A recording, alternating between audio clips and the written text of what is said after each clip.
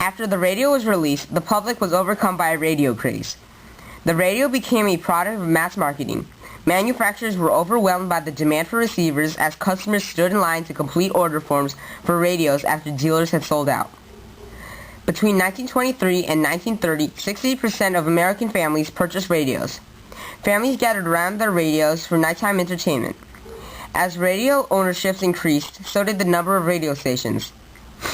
By 1922, 600 radio stations had sprung up around the U.S.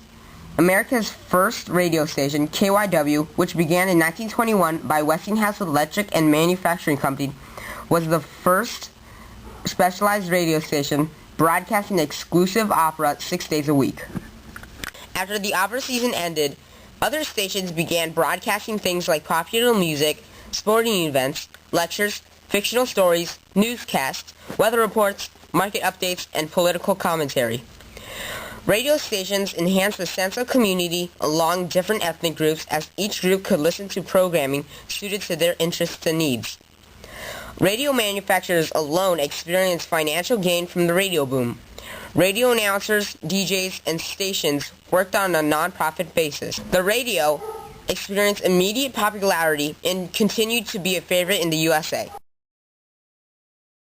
However, the advance in radio technology was also creating tension. The rapid spread of radio listeners and programs led to disruption. Radio waves were up for grabs as stations competed with one another for time and listeners. Many programs overlapped, and listeners of one program were frequently interrupted by other programs.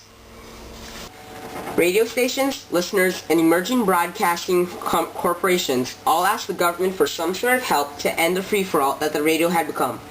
The government responded slowly, gradually passing laws to govern the radio. The Federal Radio Commission was set up in 1926. The Radio Act of 1927 organized the Federal Radio Commission. As the government spent more time investigating radio stations, appointing time to different groups and programs, and monitoring the growth of the radio industry, they became more and more comfortable with the responsibilities of regulation.